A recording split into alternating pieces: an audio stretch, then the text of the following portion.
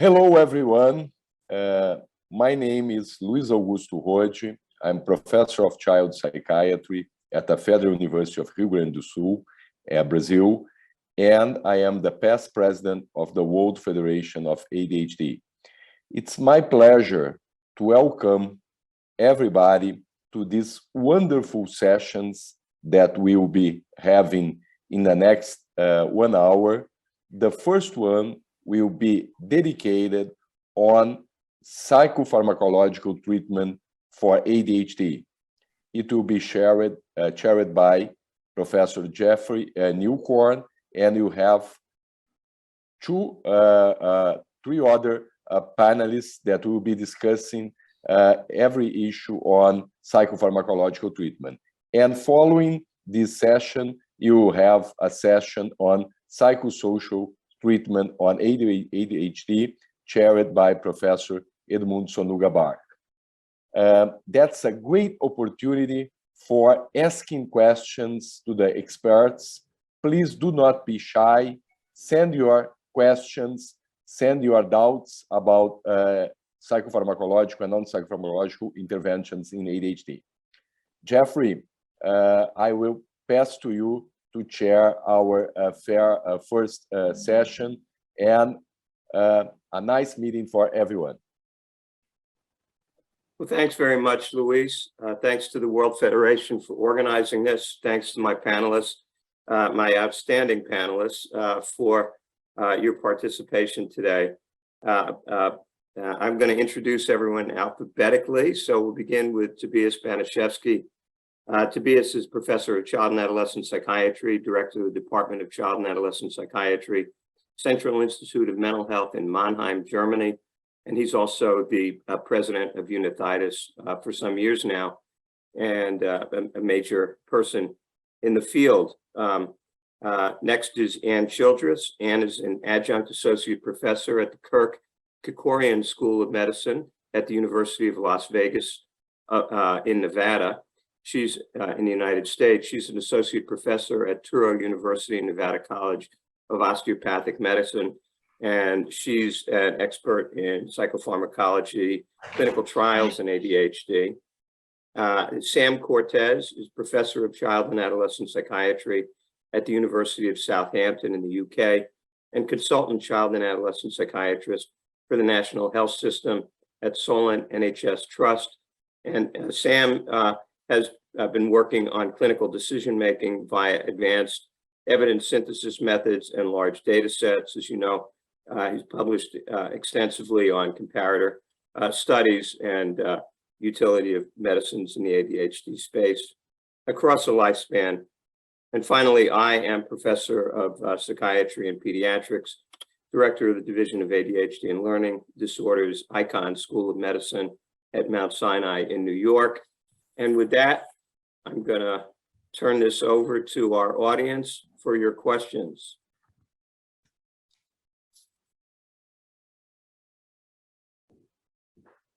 Well, while we wait for the audience to queue up some questions, maybe I could invite the panelists to engage in a little bit of discussion about what you consider to be the key issues in psychopharmacology in ADHD across a lifespan. And well, I started with you, Tobias, so I'll go in reverse order, and excluding myself. I will participate some, but let's go with Sam to begin this, and then we'll go in reverse order.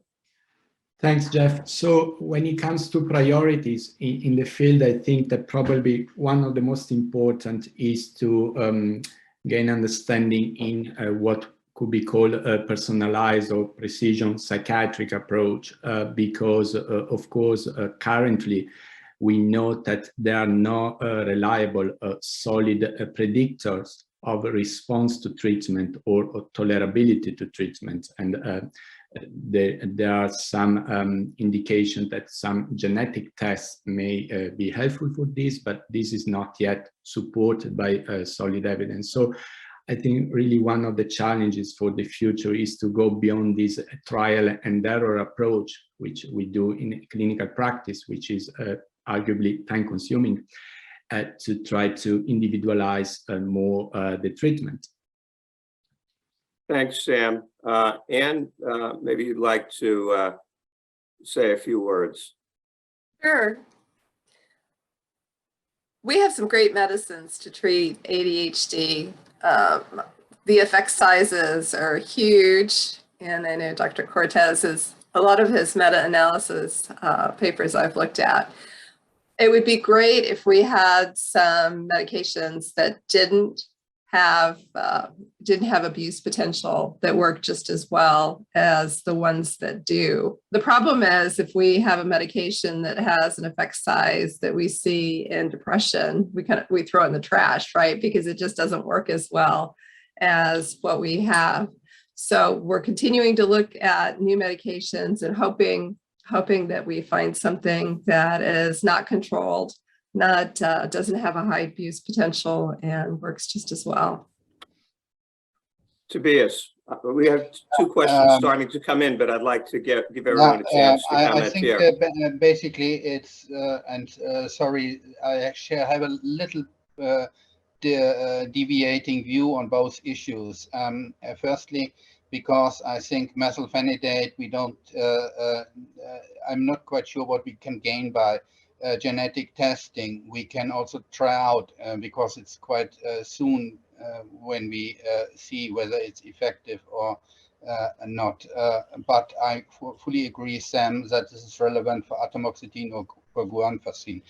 And the other bit is that the abuse potential is, of course, a concern, but it's probably more a concern within the US. In Germany, we have not such high numbers of abuse, rather it's kind of misuse in terms of deviant dosing and self-treatment in students if they do exert their exams. And this is clearly not a medication issue, but rather a societal point that we need to consider. And related to this, from my point of view, the most important topic is how to keep those in treatment for whom treatment works and not lose them during transition to adulthood,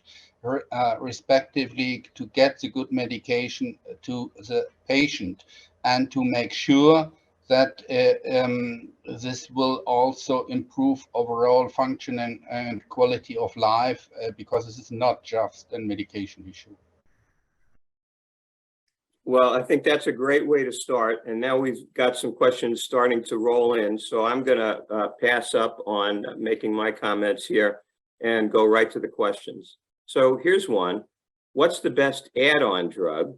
We didn't even talk about the fact that we may need add-on drugs. So that's interesting. If methylphenidate works well, but the maximum dosage is reached or causes weight loss in high dose, and the patient has only partial remission. And I'm gonna throw it to Sam because Sam led a paper on what to do with partial responders to stimulants and whether to consider high dose stimulants and alternative stimulants. And this seems to fit right into that. Go ahead, Sam. Oh, you're muted, Sam. Yeah, actually, it's true. I had the pleasure to write this paper in CNS Drug with Jeff and David Cogill, and really the title of the paper is Treatment of Stimulant Refractory Cases. So I think I can summarize that paper and then see how this fits with the question. So basically, the point we made is that before rushing in, increasing the dose beyond the maximum license or the maximum recommended, or combining treatment and switching and reverting to polypharmacy, I think there is a series of steps, of course, that you need to check.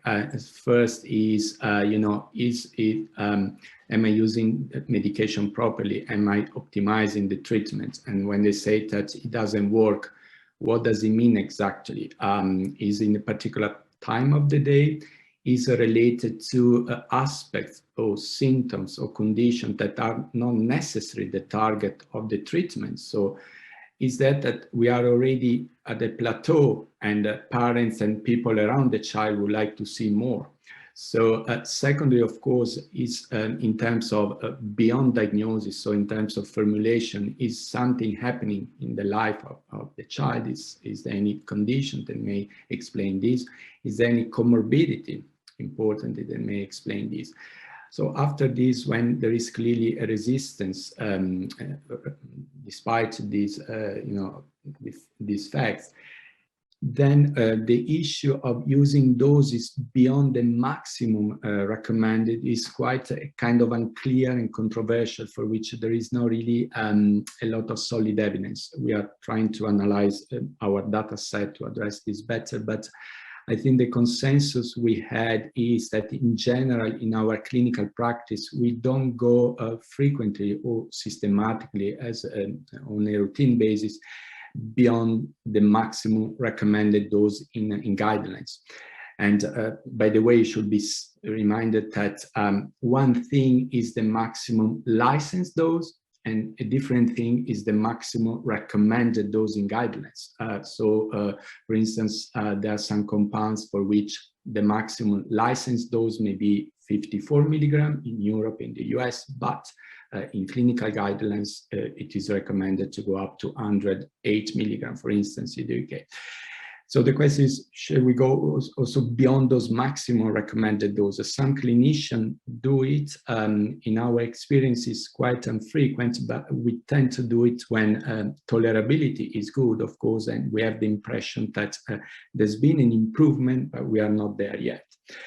If, of course, even this phase, so we need to move beyond the first line stimulants, so methylphenidate and amphetamine, then, of course, we have the option of the second and third line. Also, we had done with Jeff and David an extensive review of the literature to look at augmentation strategy of combination. Surprisingly, there is not a lot there that can inform us in terms of evidence. So what we do is generally informed by clinical experience, but not so much by evidence. Of course, one of the combinations that probably is supported by a certain amount of evidence is the combination of stimulants and alpha-2 agonists, in particular guanfacine, which, as you know, both in the United States and in Canada has been approved as monotherapy or combined treatment. Beyond that, of course, there are those really off-label options that should be considered under a supervision of a specialist. And for instance, in our 2018 meta-analysis, we trials on bupropion, modafinil, but even though the effect size was quite high, the confidence interval was very large because there was a limited number of studies. Even beyond this, we know there are a number of medications in the pipeline, but once again, when we reviewed these, it turned out that many of these were only studied in just one study, or there were no results available, so we didn't feel that it should be something that could be really recommended on a strong basis. So I think this is more or less the different options that we have available. I don't know, Jeff. That's a fantastic overview, Sam. You got more than you asked for, and it's extremely helpful, all that Sam put forward. I do think in the US, the most likely combination of the alpha-2 agonists and the stimulants. And because of both the preferential activity of the alpha-2 agonists on hyperactive impulsive symptoms, and also the long duration of action, which offsets the time action effects of the stimulants, even long-acting stimulants. So although we continue to look for other alternatives, like Sam said, look, I think we should move on because there are now quite a lot of questions, and quite a few of them center on issues of treating people with substance abuse or risk for substance abuse. And let me read a few of them so you get a feel for that. Let's see.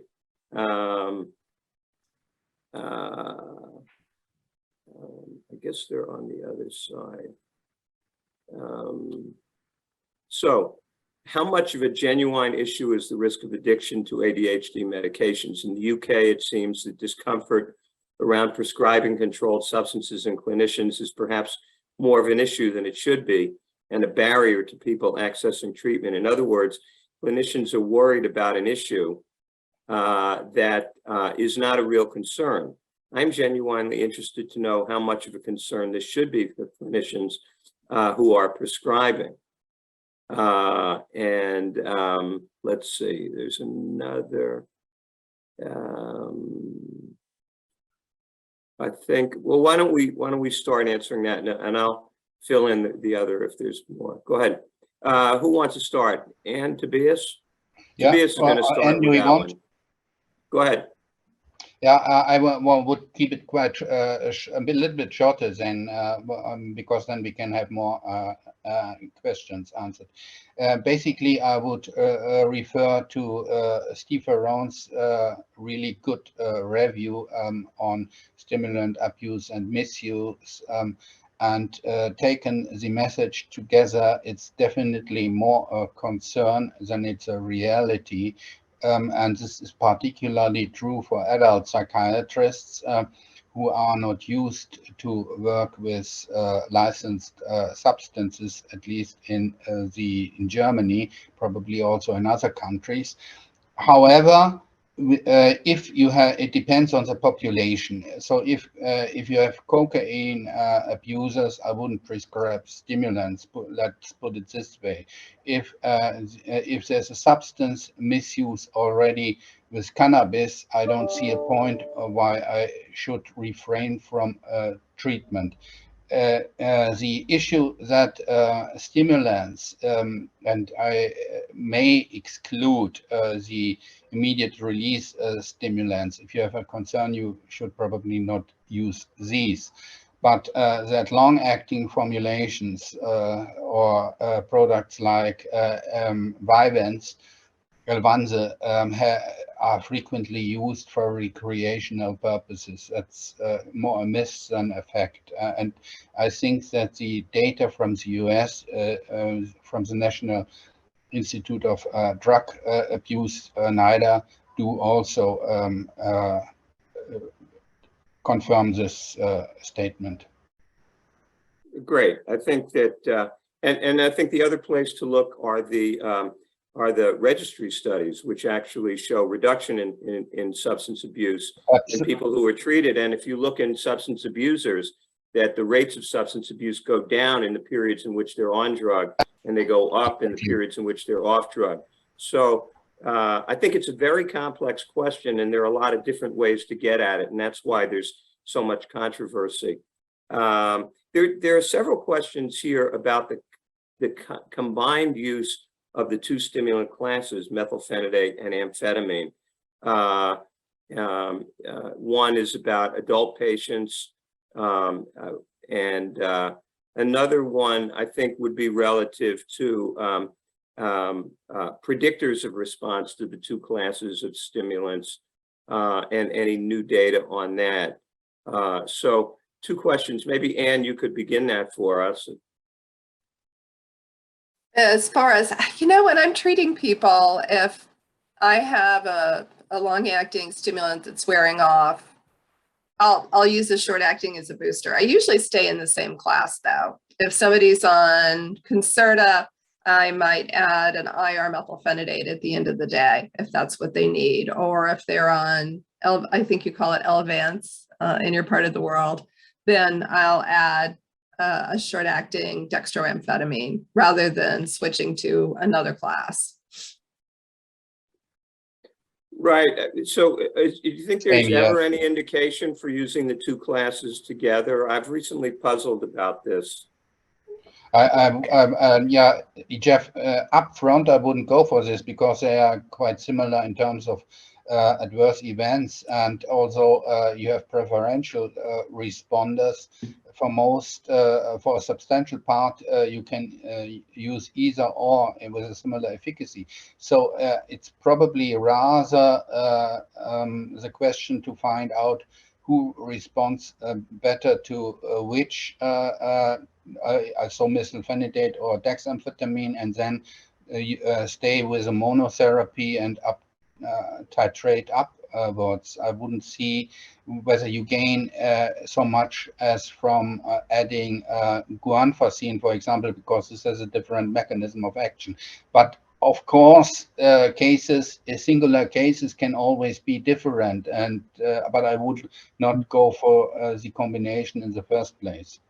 Yeah, the one situation in which I was recently found myself thinking about it is somebody who was using a long-acting amphetamine, but then was very concerned about sleep problems, and then going for the drug with a shorter half-life to supplement at the end of the day. That you could make some rationale for that, right? Yes.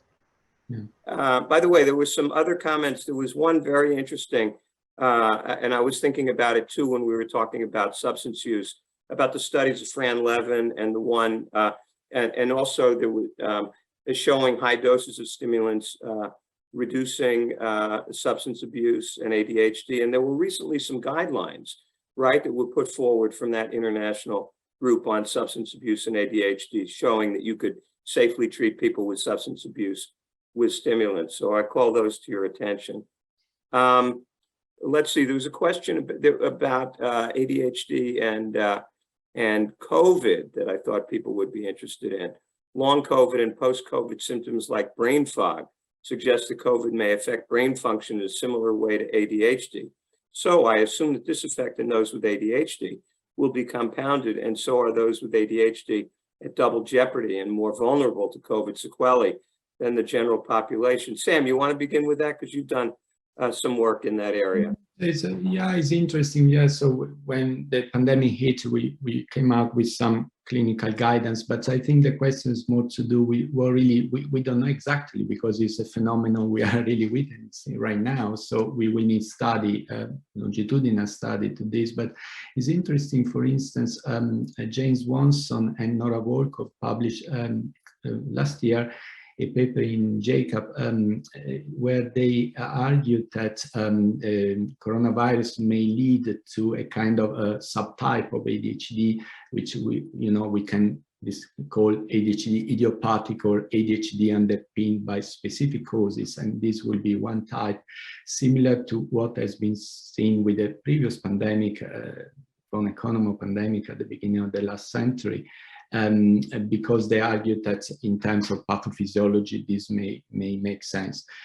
I don't think anyone has a clear answer to this, because we really need to collect the data and analyze them and see what really, if the response to medication in these cases is the same or not. And so I don't think anyone has a clear answer to that. I'm going to just jump in right now, because we only have a couple of minutes left, and we have now a lot of questions we won't be able to answer. So maybe we'll be able to answer some of them in the chat after our piece is done.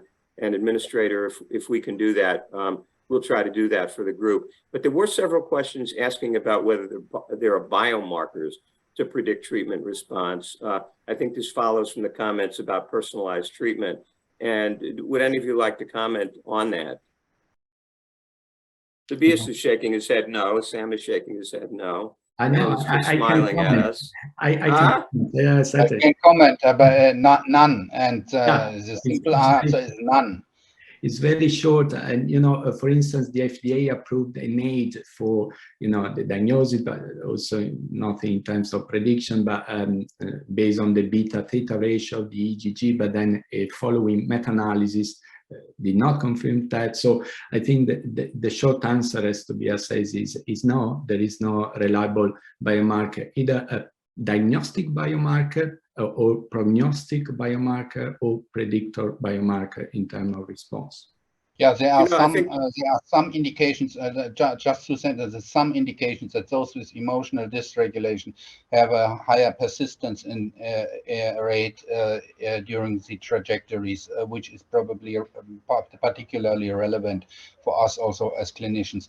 But the second sentence is, we shouldn't be too obsessed about objective diagnostic biomarkers, because we need to validate these always against the diagnosis. We should, from my perspective, really rely on thorough assessment and talking to the patients. And this is much more of an issue than trying to so-called objectivize this. That's a wrong pathway from my perspective. You know, the way I think the point to make here too is there's probably not a lot of value in, you know, trying to predict differential response to the two classes of stimulants, because the response rates are very high, and you know, and so the need and the time to onset of response is so quick that, you know, that there really isn't a compelling need to be able to do it. But if you think about non-stimulant drugs and whether to preferentially elevate non-stimulant drugs, and putting it in the context of personalized treatment, where you might want to deviate from the algorithm. The algorithm tells you, on average, do this because it works for most people. But if we could figure out who to give non-stimulants to and how to use them first without having to wait a long amount of time. Yes. And this becomes very important for drugs in which you have a large number of non-responders. Yes, I fully agree with this. But as the point was just that I made concerning diagnostic biomarkers, not predictive. And I fully agree also with the stimulants. But the answer is still, we are still seeking. This is probably right. And we haven't got anything at hand yet. Well, we knew we wouldn't have enough time, and we've really run out of time. And but we do have a lot of questions that we'll try to answer. And, you know, if this is a really popular activity, perhaps the World Federation would be interested in doing it some more.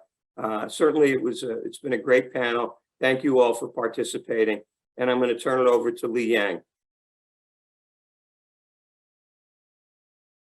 I think we should pass the host to Dr. Edmund Sonuga-Barke for the session 2. Thank you. Thank you so much. Can you hear me? Can you see me? Yes. Yes. Good. Wonderful. Yeah, what a great session that was, Jeff, and the boys. Brilliant. And the girls, sorry, boys and girls. Yeah, it was great. Yeah, so this session is going to be on psychosocial treatments. We have got 3 experts. Unfortunately, Professor Dupfner can't make it for this session, but we still have some wonderful experts I'm sure you're all dying to meet. Our first expert is Dr. Mary Salanto. She's Professor of Pediatrics and Psychiatry at the Zucker School of Medicine at Hofstra Northwell. Prior to joining that institution, she was Director of the ADHD Center at Mount Sinai School of Medicine and Associate Professor of Psychiatry at NYU. We also have Maggie Sibley. She's a licensed clinical psychologist. Mary's a psychiatrist. She's a licensed clinical psychologist at Seattle Children's Hospital and an associate professor of psychiatry and behavioral science at the University of Washington School of Medicine. Her work focuses on cognitive behavioral interventions for adolescents with ADHD. And finally, I'm not sure she's joined us yet, but I know she will do, I'm sure. And that's Andrea Cronis-Toscano, who is Professor of Psychology and Director at UMD ADHD program and the Succeeds College ADHD Clinic. And she's President-elect of the Society for Clinical Child and Adolescent Psychology. So, oh, great. Andrea's in. Brilliant. I was getting worried. I thought you got the wrong time, or we got the wrong time, or something. So that's great. If people could put their questions in the question and answer rather than in the chat, that would be really helpful for me. My attention is limited. Attentional switching abilities are limited enough without that challenge. So if it could go into question and answer, that would be brilliant. So I'd like to kick off, like as the same way Jeff did. I'd like to kick off the first question and ask each of you, Mary, Andrea, Maggie, starting with Mary, Andrea, then Maggie. What do you think the most exciting developments in the field of psychosocial treatments for ADHD is? So Mary, could you give us a few words on that, a few minutes on that, please? Sure. Thank you, Edmund. So I would have to say, I think quite clearly that the development of cognitive behavioral interventions, specifically to treat executive dysfunction in adults with ADHD, has been a new development over the past decade, actually.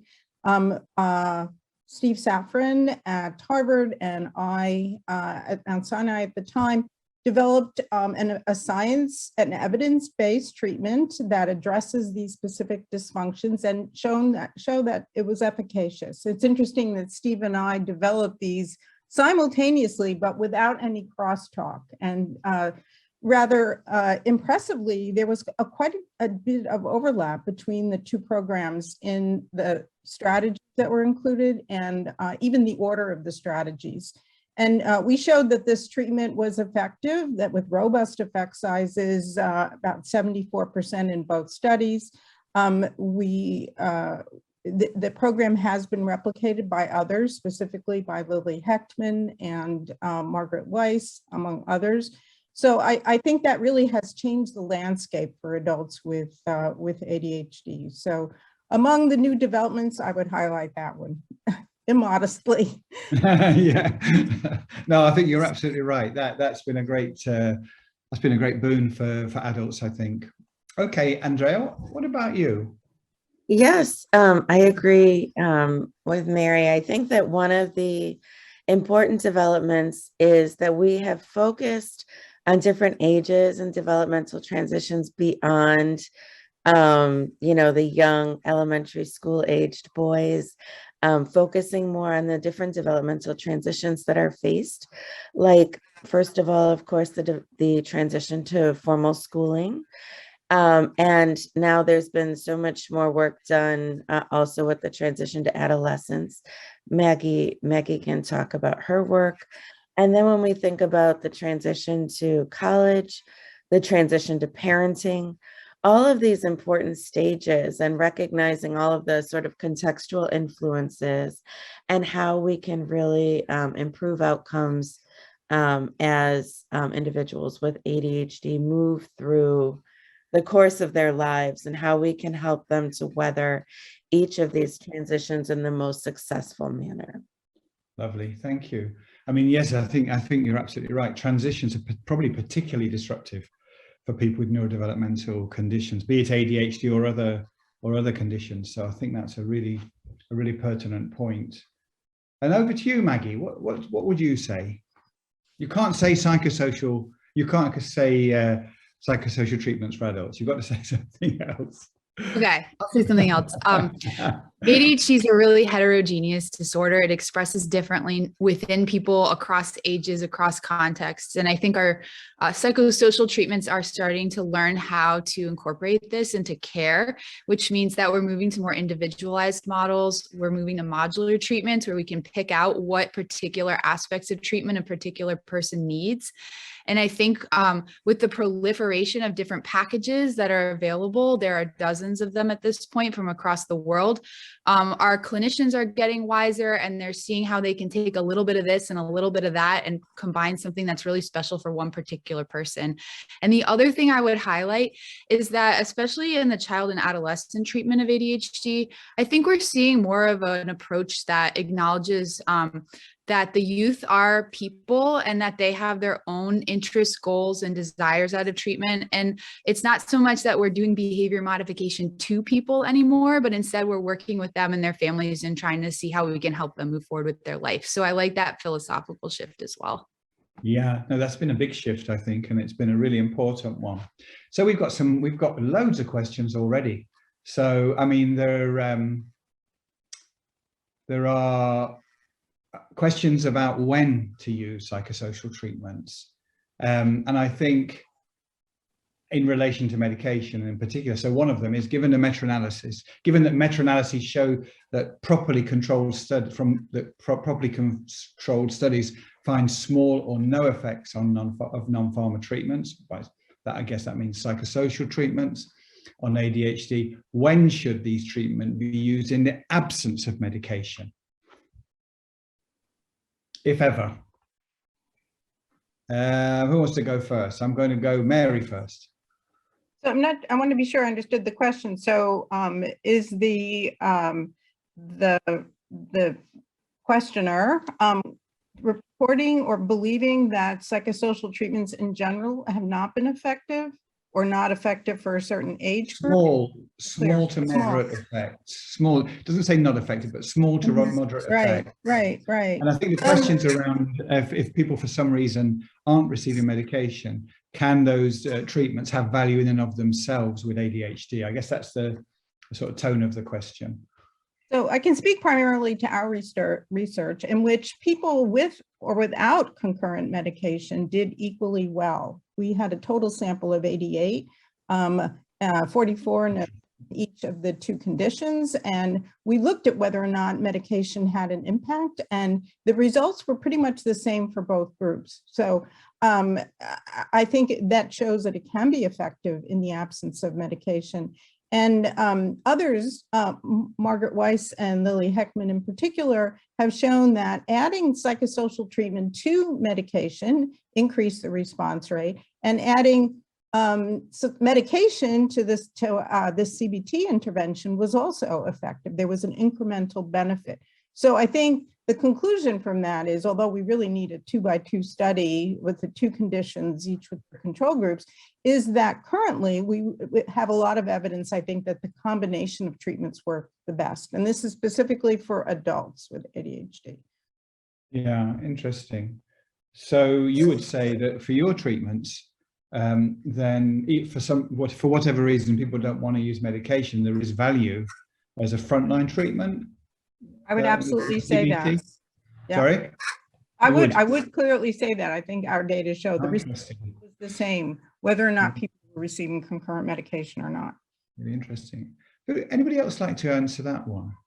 Sure. I know that in the US, the American Academy of Pediatrics for younger children with ADHD has recommended that treatment typically begin with psychosocial behavioral interventions, because there was a study, the PAT study, that showed that medications had a more severe side effect profile and were less effective for young children under 6 with ADHD. And then more recently, using smart trial designs with elementary school aged kids, there have been studies now showing that beginning treatment with medication could actually result in a decrease in motivation for parents and teachers to use psychosocial treatments. And that in fact, if you begin treatment with a behavioral intervention, that could actually yield larger effects that could impact how impaired a child is at home and at school. So the recommendation is actually now, even when acknowledging that combined treatment can be more effective for some individuals, that typically we want to begin those treatments with a behavioral or psychosocial intervention before introducing medication for those who aren't responding. And that's a lot different than folks have thought for a very long time. And oftentimes, medication is the first line, when in fact now these studies that have actually looked at the most effective sequencing have actually favored beginning with behavioral first. I'm not aware of any studies, though, that have been done looking at sequencing for adolescents or young adults. Yeah. Well, that's interesting. I guess that will depend to some degree on how severe the ADHD is, probably, I would have thought. That is correct. Yeah. I mean, typically, if a child is, or adolescent or adult is experiencing very severe impairment, and, you know, is at risk of being, you know, ejected from school, or is running in the street, or doing dangerous things, then medication would typically be introduced first. But in these studies that have been done, and typically in these studies, if someone is very severe, they wouldn't be eligible. They would immediately receive medication. Yeah, exactly. I guess that's right. So I'm going to move on, Maggie, to the next question, which is a really interesting one, and it's one that we battled in our trials to try and get a handle on. And this is around adverse events or side effects of psychosocial interventions. So the question is, are there any?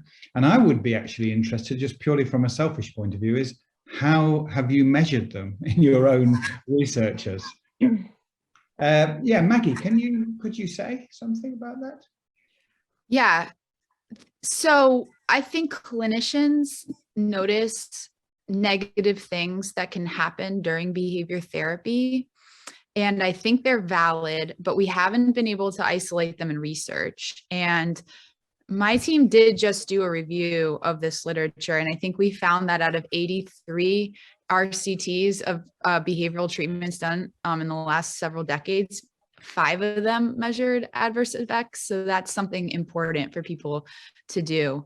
From an anecdotal standpoint, I think we're worried about escalation of behavior when people don't have proper tools to manage that. And I think that's valid. So I do think it's really important that clinicians discuss all of the pros and cons of treatment prior to starting with a family, so they can make informed decisions about their care.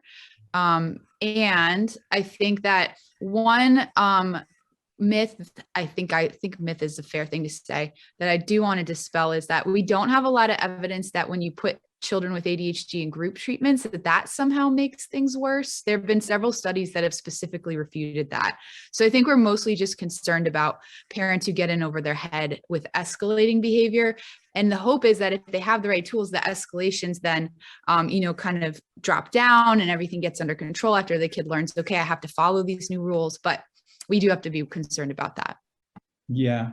What about, I mean, what about stigma, for instance, in related to treatment, I suppose in general, but group treatments in particular, the issue of stigma, but also the issue of stress, the notion of, as you said, coping with the demands of the psychosocial intervention might be quite stressful for parents.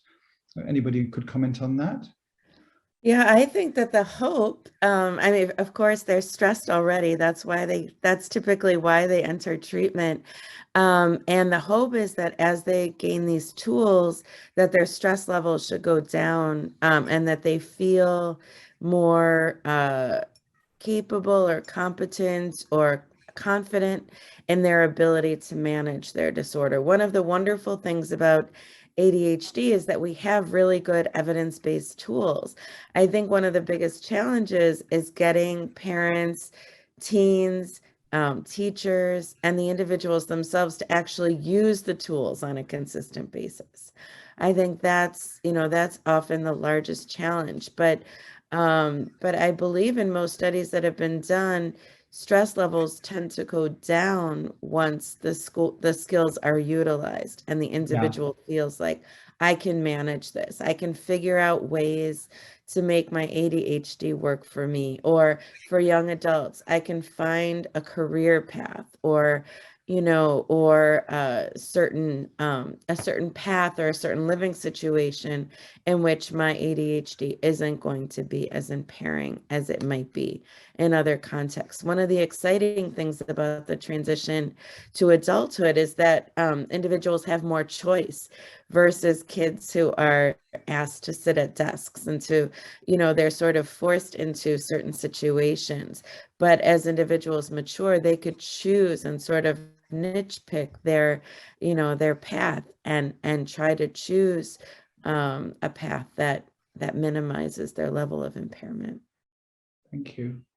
I'm going to move on to another one, slightly change of focus. And this conundrum in the field is captured by Tao, one of the people in the audience, is why does cognitive training have such a limited effect on ADHD symptoms? Mary. I wonder if the writer is questioning the cognitive training that's done via computer with children, which is, of course, quite a different intervention. And those studies have not been very indicative of benefit, particularly benefit that transfers to the school situation, the far removed effects. So I think that's what he's referring to, computerized cognitive training in childhood. I'm interpreting between the words, but I think so. Any thoughts on that, Mary? Well, I think that there are limitations in a program that's delivered via computer, and it doesn't allow very much for individualized approaches. And I think maybe given that it's true that they're generally not effective in terms of far transfer, that these variables cannot really be challenged or changed by this kind of intervention. I think that may be one way to try to explain it. But maybe sorry, carry on, Mary. Behavioral interventions of the type that Andrea and Maggie have been describing, which involve face-to-face exchanges between the therapist and the patient, I think, then are more likely to be effective. So would you say that we have to wait to adolescence and adulthood for effective psychosocial treatments? Well, I mean, I'm sure behavior therapy works very well with children. I mean, I think there's a lot of evidence for that. I was being facetious. Sorry. Yeah, right. I'm going to move on because we've only got 4 minutes left, and I can't believe it. I knew it was going to fly by. So what about emotional dysregulation? And there was an interesting question about combining CBT, which is what we've been talking about a lot, with the DBT, the dialectical behavior therapy, and whether that might be an interesting avenue. I don't know if anybody's got any thoughts on that sort. We talked about combination with the medications earlier, but combination with the psychosocial or the psychotherapeutic approaches. Anybody got any thoughts or any have done any work with the DBT's sort of perspective? There is research from a couple decades ago looking at DBT in oppositional teens who often also have ADHD and seeing effects. And I think this goes back to that modular approach that I mentioned earlier, that I think what we want to move to is an approach where you can lay all the cards out on the table and you can potentially pick out specific modules to do with folks. And a DBT-CBT combination is a perfect example of that, because especially when you get into the adolescent years, and emotion regulation in general is something that many struggle with. And then moving into young adulthood as well. We know that there are a lot of people with ADHD with emotional dysregulation, and to be able to borrow from a treatment with an overlapping psychopathology and bring that into the care of ADHD, it makes perfect sense logically. And I think that would be great to see some research on approaches that combine those two forms of treatment. Yeah, great answer. Any other thoughts, Andrea? Yes, I was going to say John Mitchell, I know, has done some of this work at Duke. And I believe that there's some upcoming work happening also at Penn State with girls with ADHD. So I think that people are recognizing that, of course, emotion dysregulation is a very important sort of third dimension of ADHD that really causes a lot of impairment. And that, that again, as Maggie mentioned before, we really need to individualize our treatments to the aspects of ADHD that are most impairing for the individual. And it's really important that there has been more recent focus on this third dimension in treatments, because, because to date, really, there has been more of a focus on academics than the emotional aspects of ADHD, which is just so important. So I could add to that, programs for CBT for executive dysfunction really do not target impulse control or self-inhibition. And because of that, there has been interest for adults in including DBT strategies into the treatment. And Alexandra Philipson in Germany actually did a large-scale study like that, where her intervention included both CBT and DBT methods. And unfortunately, there was a small effect when the psychosocial intervention was used alone. But, you know, I think that treatment could be better developed and serve as a springboard for further development of interventions, because of course it is an important area, and it may well be that DBT strategies pick up the slack in terms of emotional self-regulation, behavioral inhibition, and so on. Yeah, I'm going to squeeze one very quick question in, and this is around gender differences. So are any of you aware, and this is, again, it ebbs and flows, but I think it's, again, an increasing focus for researchers. Have any of you noticed gender differences in outcomes for psychosocial? Very quickly, I don't want to go over, but yeah. Well, I can't, I don't know of any studies looking, well, I think the MTA did publish a paper on outcomes and did not find any moderation by sex for treatment outcomes. But I know that Steve Hinshaw just wrote a beautiful review of their work on outcomes for girls with ADHD, with a focus on how important trauma is in terms of, you know, girls with ADHD who've experienced trauma have very much worse psychosocial outcomes. And in addition to that, there's a lot of evidence that girls with ADHD across development engage in more self-harm and suicidal behavior. By understanding outcomes related to girls with ADHD, girls and women, we can do a lot better in terms of targeting treatment and even asking and assessing more of these outcomes that might be more relevant to girls and women. And then the next step is really thinking about how can we target our interventions and individualize to encompass those outcomes. Superb. I'm not going to have time to take any more answers to that question, but I want to say what an incredible session that was, and thank you so much for those really wise and thought-provoking answers to you all. Brilliant. And I'm going to pass back over to the chair. Thank you very much. Time is flying. Now we have to wrap up. I have a slide. We thank to our distinguished experts who lead these two fantastic sessions. We also thank to our audience, especially who raised excellent questions that made these Q&A attractive. Although with the negative impact of COVID, we are still fruitful in ADHD field. We got professional consensus and guidelines that translate scientific evidence to the clinic. In this webinar, we discussed the most recent progress and some important issues in pharmacology and psychology. For psychopharmacology, we have expanded our knowledge to a wider range, from preschoolers to adults and refractory cases. We have more understanding about the treatment status, dosing strategy, add-on treatment, dose effects on neurocognition, neuroimaging, as well as more careful evaluation of possible risk in subgroups of ADHD.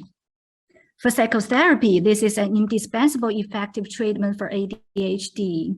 We are very happy to see a booming of new psychological programs that cover a wide range from children, adolescents, adults to related disorders, using advanced techniques, including computer-assisted training.